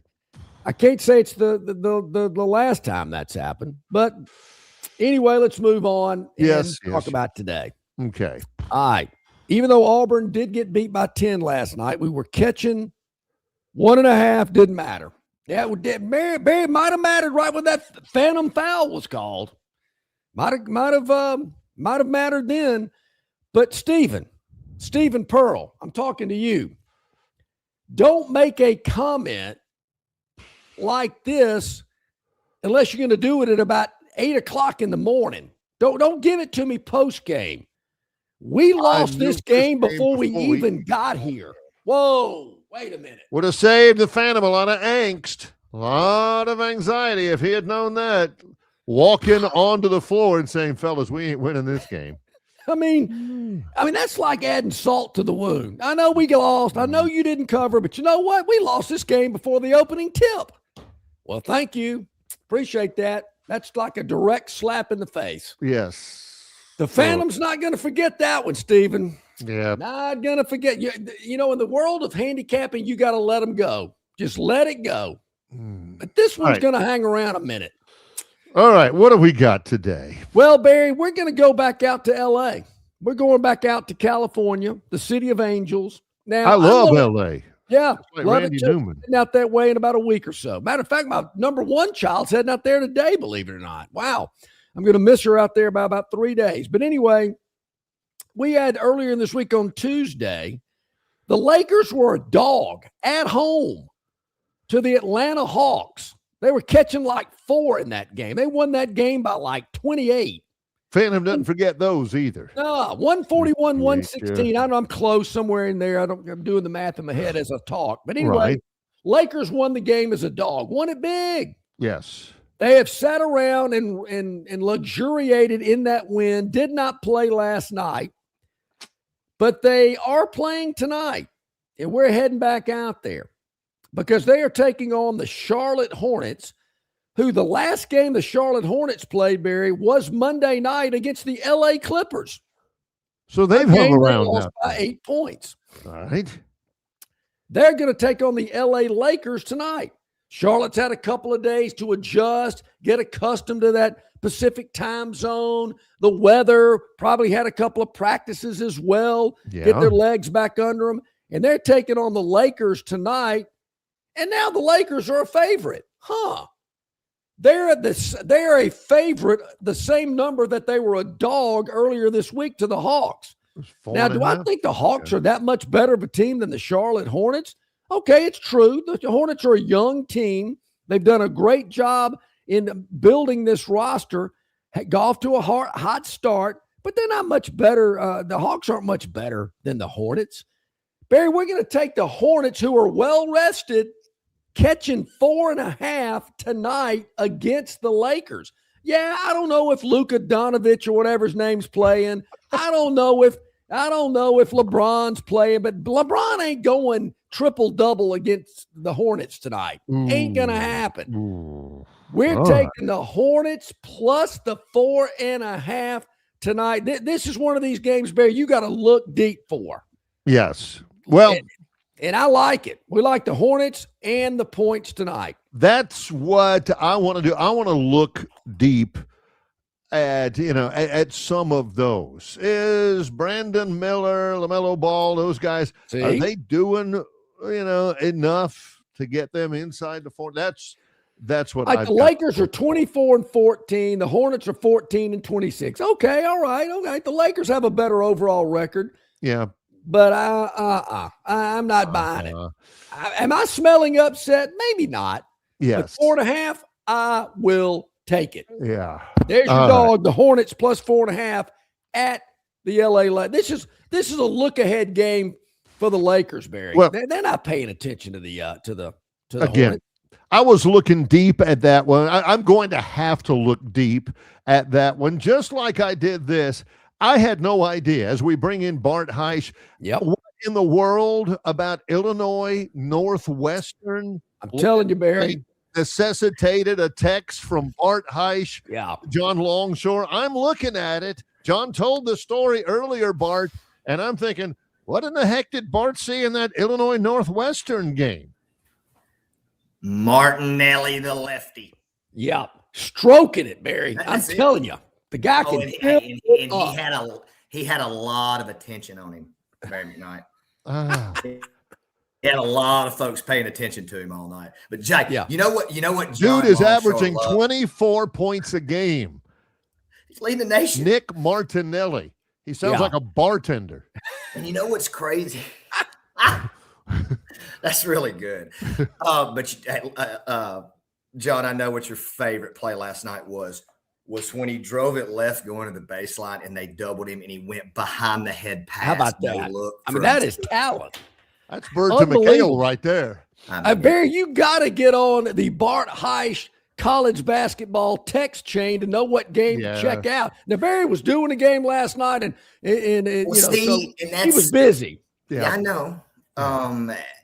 But I'm excited to talk to y'all about basketball because, obviously the conference that Barry and I are associated with, and then the SEC is wild, man. And you know what?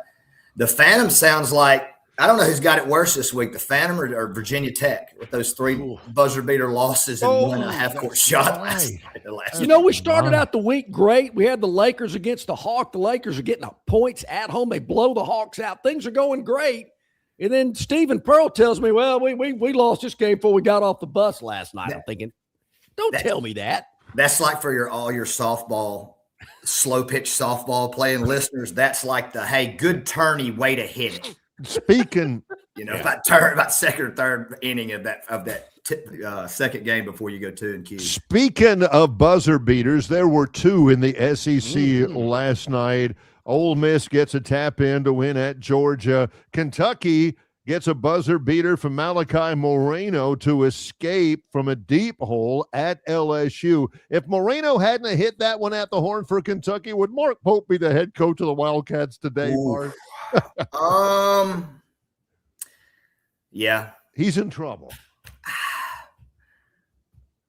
I don't like that team.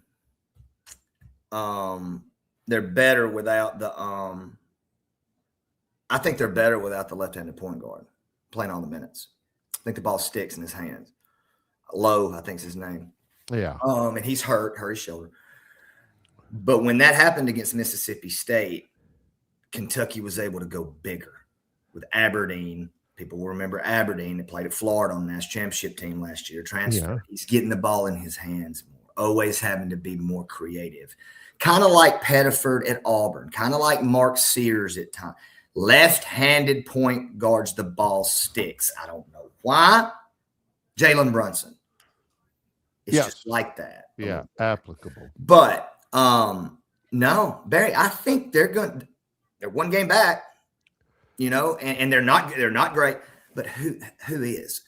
Florida, Tennessee, Arkansas, teams that have bigs. I love Mark Byington and I love their guards, but I've been calling that one coming for quite a while last night. As far as I want to see them play some bigs, and they only played one last night. They got about 3 or 4 coming this weekend in Nashville and Florida. Ooh. But I think Mark Pope makes it because a win like that is a Kentucky CATS blue blood traditional win that makes you believe you might even be better than you are because you wear that Kentucky blue, hence Alabama football, John, probably at times. Well, I don't know about this season, but I think I know what you mean. You can't remember. It was so long ago. It's tough. Poor time for the Tide, man. Well, let's talk about Tide basketball. The takeaway from the Mississippi State game at the Hump the other day, 2 things. Number one, LeBaron Filan is the man. And number two, why were there empty seats at the hump? Well, because number 22 wasn't out on the floor. Are you kidding me? Come on. Quick there. Tuesday night. State's not very good, guys. There's not really a whole lot of ways you got a lot of teams in the league that have serious rim protection. Okay. And the other night goes to the point in that second half. Josh Hubbard's a generational scorer, man. I mean, it is. And at his side, it is. But he and Epps can't shoot it 45 times a game every night and beat people, especially on the road. It's like you get lulled in the system. I told y'all this last year. That's 9 in a row. Jans has never beat Oates, guys. Oh, wow. Didn't know that.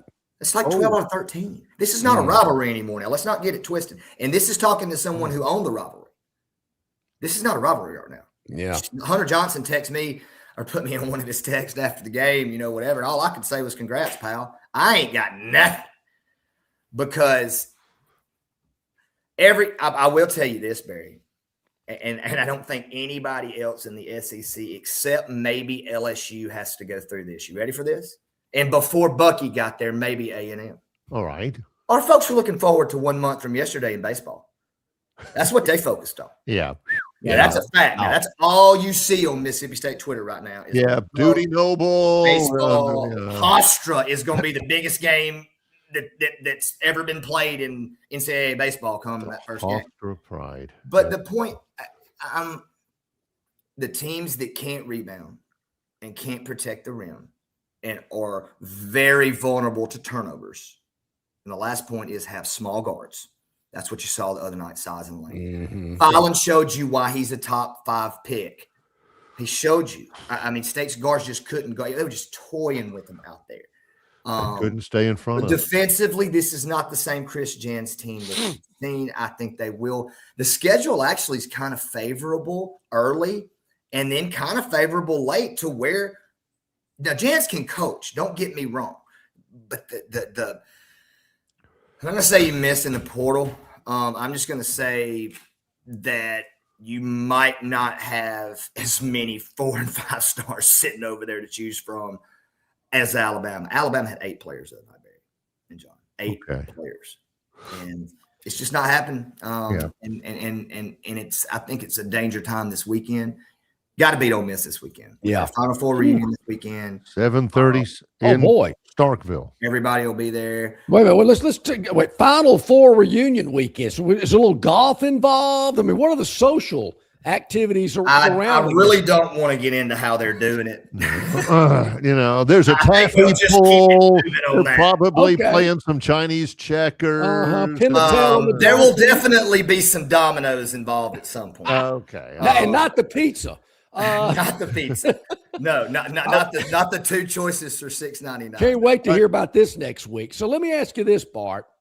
Texas has pulled off 2 big wins, beat Alabama on the road, beat an undefeated Vanderbilt team last night. Talk about Texas and talk about Vanderbilt, because when I saw them play Alabama, I thought, wow, this team's pretty good.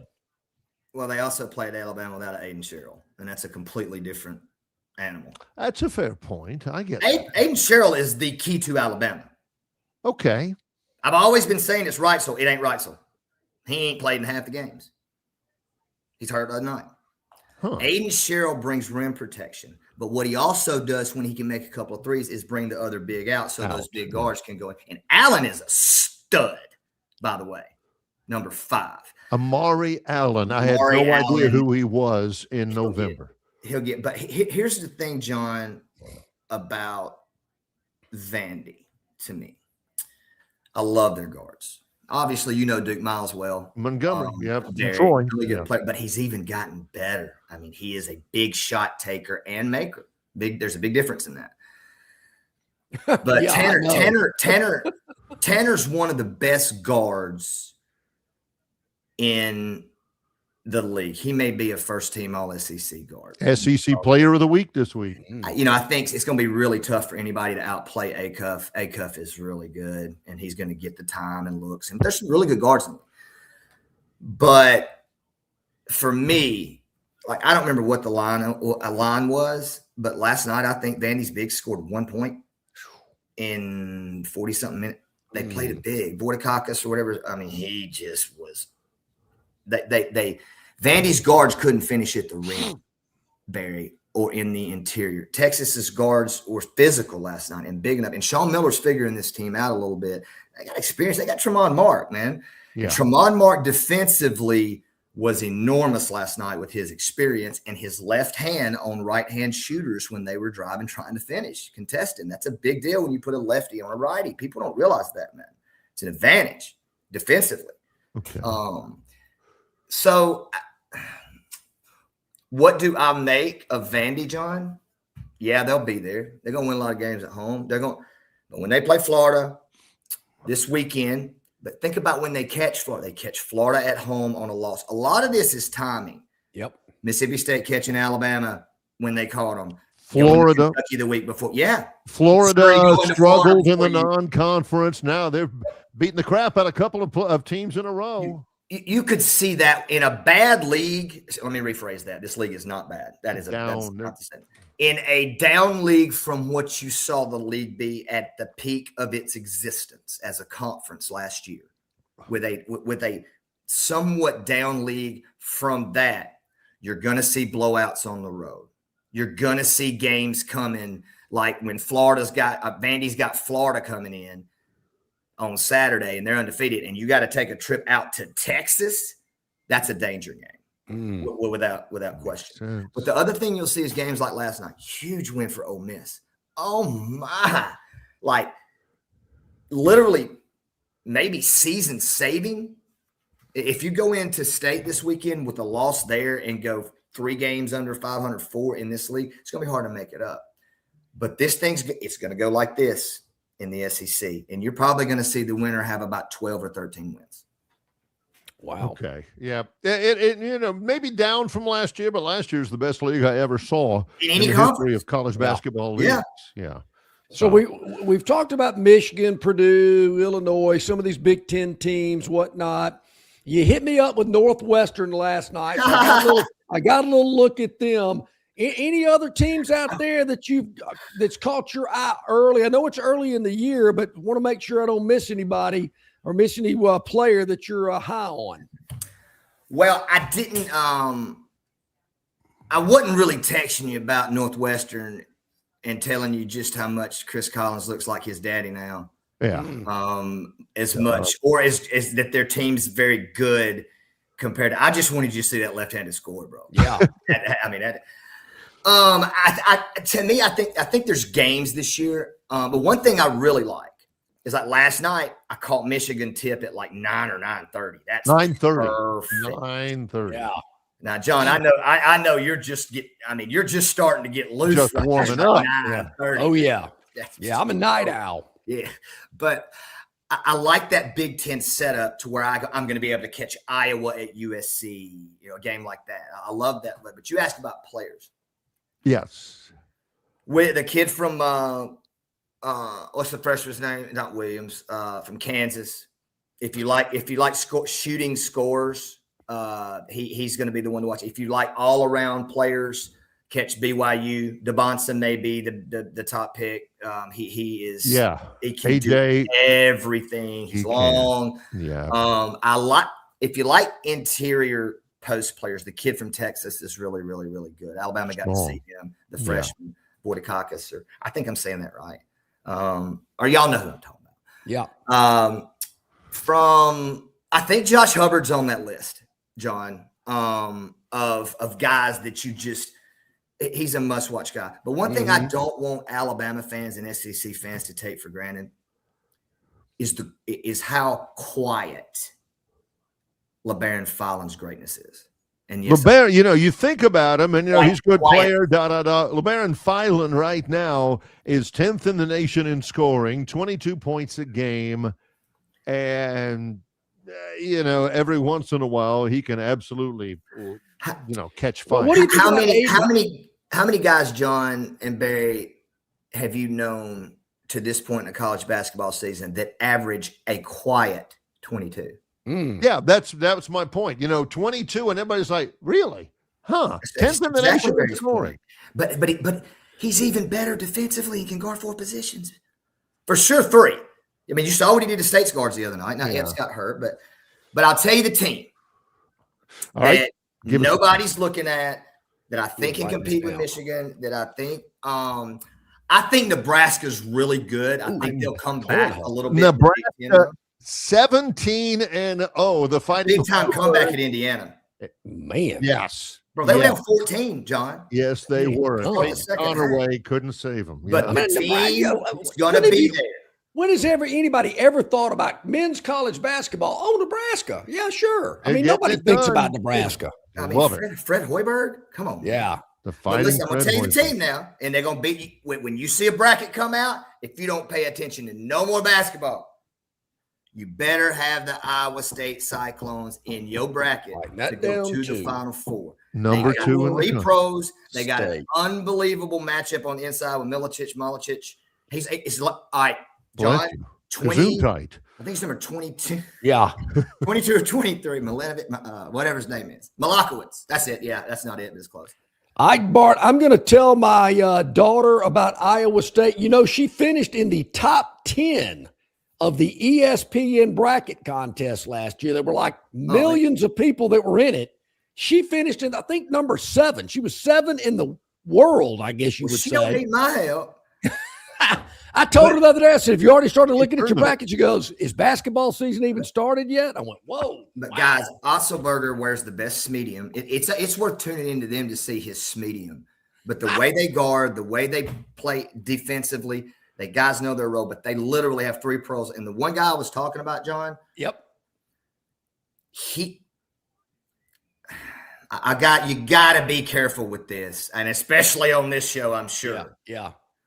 The guy's got some bird in him. Uh-oh. Wait a minute. Will he tell the guy he's about to go to the corner and make it? I'm talking about when the guy catches the ball. Yeah. Okay. His fadeaways, his shot. It's actually kind of a Bird McHale. He doesn't dribble it like that. He's not like Larry Bird, but when he catches the ball and he's faced up one-on-one or he catches it in the post, yep, you're going to see Bird McHale. He will, yeah. He's really that good. So anyway, I like Iowa State, bro. Yeah. We got a motor on, but we always enjoy our segment with you. We could go on all day. Where can people follow you? Okay, I've got South Alabama tonight on ESPN Plus. Big game against Arkansas State. Big. It's really big in the conference. South hasn't played as many games as everybody else, so got to catch up with some wins. And then I'm on the Press Box Radio every morning. PressBoxRadio.com, local affiliates all over the Southeast. Just check us out there at DHeights22 on Twitter, and I always enjoy being with you guys. Thank you very much, Bart. Thanks, guys. See you next week, my man. Thank you so much. Great insight. How about Nebraska? They're 17-0. They got a guy named Milan Monsilovic. I love that name. He's shooting 54% from 3-point range. Nobody does that, especially in mid-January. No kidding. All right, as we go to break, Gurn Jr.'s Victoryland 777 topic will coming up when we return. And I will let you know, Barry, my daughter will be joining us before the tournament starts to let everybody know what team she thinks are hot. Number 7 among millions. Yeah. It's a fact. Look it up. Number 1 daughter, number 7. There's number 2 daughter. Number 2 daughter. Oh, that's right. Number 1 daughter's the one that's going out to L.A. I have a hard time keeping up with him myself. It's Longshore and McKnight in association with Yellowhammer News, presented by Bud Light. The Montgomery Regional Airport is getting better the more you use it. MGM offers multiple nonstop daily flights to Atlanta, Charlotte, Dallas-Fort Worth, and Washington's Reagan National Airport via Delta and American Airlines. And beginning this April, MGM will offer daily nonstop flights to Houston's Intercontinental Airport via United Airlines. All of these cities offer easy connections to destinations all over the country and all over the world. Make travel more cost-effective and less stressful when you utilize your Montgomery Regional Airport. MGM, you can get there from here. Don't miss your chance to win big at Victoryland Casino. Play the latest, hottest, most exciting games around with fun bonuses and big jackpots. Don't miss out on your free play. Stop by Player Rewards today and check out this month's exciting free play promotions. Come see why our players keep coming back. You'll have more fun at Victoryland Casino, where you can be a winner too. Victoryland Casino, located off I-85 exit 22, Shorter, Alabama. Must be 21 or older. Hey, we got a hustle here, folks. We got a big Gurn Junior Victoryland 777 topic wheel. Gurn, spin away. Let's get it going. Brought to you by Victoryland 777 Casino, exit 22, I-85, Shorter, Alabama, where you can be a winner too. He's on the move. On the move. Is it about? Oh, here's that bear again. Wait a minute. That bear's the biggest squatter in California, and believe me, that is saying something.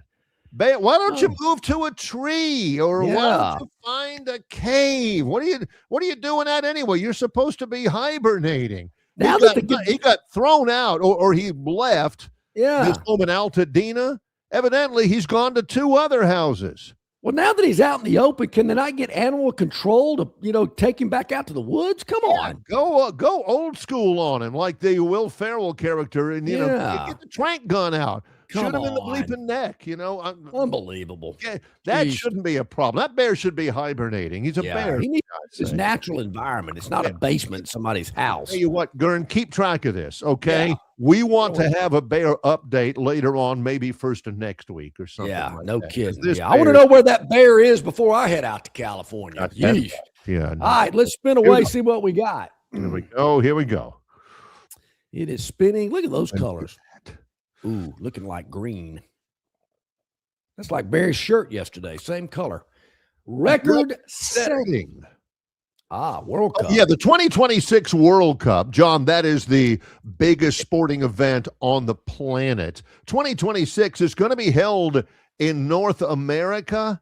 I've gotten really into soccer. I do soccer on ESPN Plus. My brother works for the Major League Soccer franchise, LAFC, out in Los Angeles. They have had 1 billion ticket requests in just over a month. That's amazing. FIFA president Gianni Infantino, he was actually in one of the boxes at one of the NFL wildcard games. Oh, really? Last week. I told you about, I was over in Atlanta playing in that golf event in October. The tickets were going on sale that morning. This guy's got his iPad with him trying to get in, could not get in for the games there at Mercedes-Benz Stadium in Atlanta. You think you guys on the chat line are fans? You got to see some of those people in Great Britain or some of the people in Germany or Brazil. They're coming to our country, and they're coming by the hundreds of thousands. You better believe it. Yep. All right, spin away. Let's see what we got. Here we go. 4 more to get in. I think we can do it. We'll spin away. We got blue, red, yellow, and green. I thought the green one was the last one we just hit on. It's going to hit green 2 in a row. Look at that. Green and green? Yeah, 1 point slam.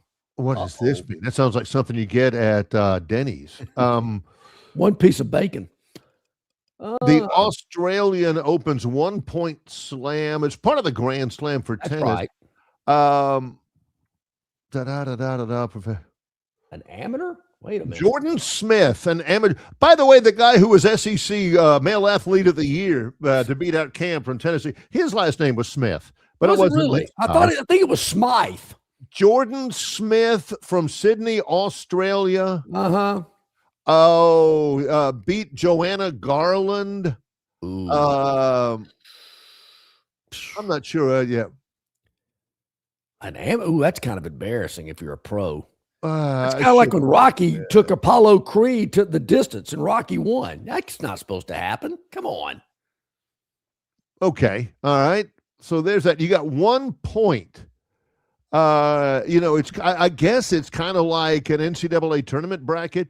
You get to play 1 point and then you move on to the next person or something like that. Yeah, I think so. An amateur won it. Okay, we're going to have to do some more research. Good for you, amateur. It's like an amateur having a good round at Augusta for the Masters. Yeah, it's like John and Tiffany Thompson out at Lagoon Park. Yeah, that's like 20. I'm not even sure I was an amateur in that event. Yeah, I'm not sure she was either. To be honest, I thought she looked like a pro player to me. All right, this is class. Yeah, at least I was I was classy in my loss to her. I will say that. Exactly. Oh, hey, why are people calling me today? Oh yeah, D'Amico Ryans for the Texans, along with Mike Tomlin. Final game of the year. They're all saying, "Man, brother, I respect what you do. Love your team. Wish we could see the captions down there." But man, that's great. I appreciate what you do. You know, we're living the life, aren't we? I saw this year. We're living the dream. All right, you keep being you and all that. Mike Tomlin leaves with the Steelers. I think it's a terrible move. That guy is a classy guy. And they both are. Ryan says, I mean, is oozing character. Big fan of D'Amico Ryans.